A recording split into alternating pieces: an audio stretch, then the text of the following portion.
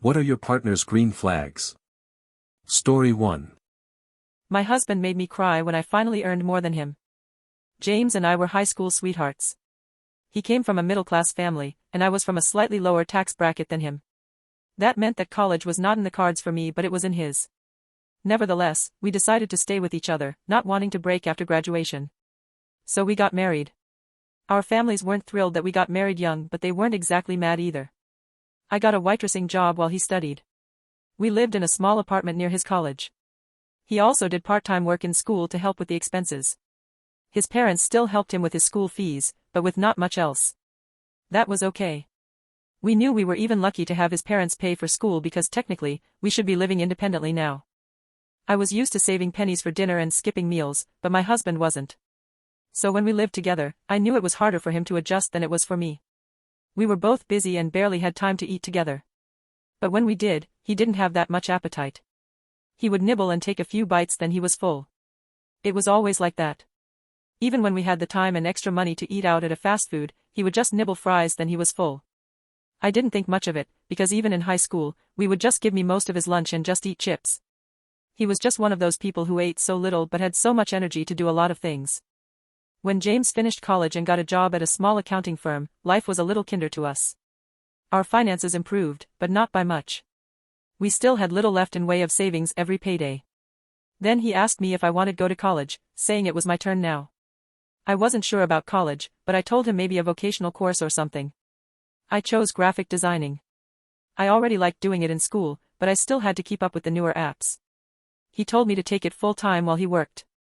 I protested at first because we could use the extra cash my waitressing could bring us. But he said the more time I devoted to my studies, the faster I get to finish it. Well, okay. I wasn't really fond of my job anyway. So I did devote time to it. The bad news was our finances was again tight. But the good news was I was done with the course fast. I started posting on online marketplace like Fiverr to advertise for my service. I had a few takes, just because I got my rates really low. Then I had enough portfolio to apply for a job, which took months before someone hired me, but I got a steady paycheck now. Eventually, we got pregnant and welcomed our son soon after. James got a better job and I still worked. James prioritized food for the house, making sure our baby and I always had something to eat. His diet did not change. He still ate like a bird. He never touched any of the snacks we bought. It was all mine. Not that I didn't want to share. It's just that he didn't want to take any. After several years, my little sideline business boomed. I was able to get repeat clients and had contract with companies.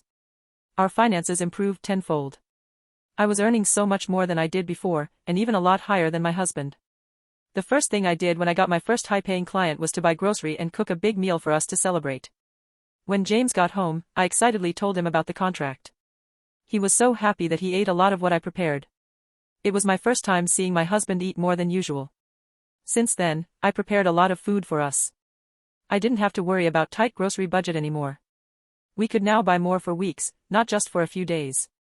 And so I prepared a lot of food every day. James ate a lot too.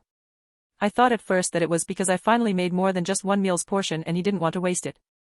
But then it dawned on me. He didn't eat a lot because we didn't have that much. He wasn't eating that much because he was giving me his share. He never complained, he just literally gave me his own food to make sure I was eating enough. When we were at his family's place for dinner, his mother would give him a large portion and he would eat all of it. I thought he was just being polite because he didn't eat like that at home.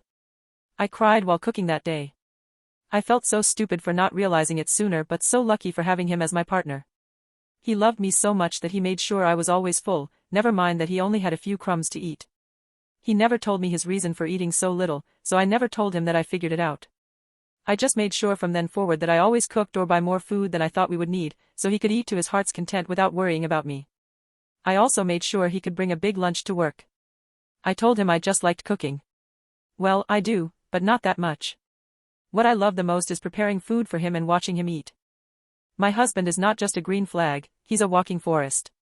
If you liked the story, please give it a thumbs up. Share the video and subscribe for more. Click the bell icon so you don't miss out on new videos. Thank you very much.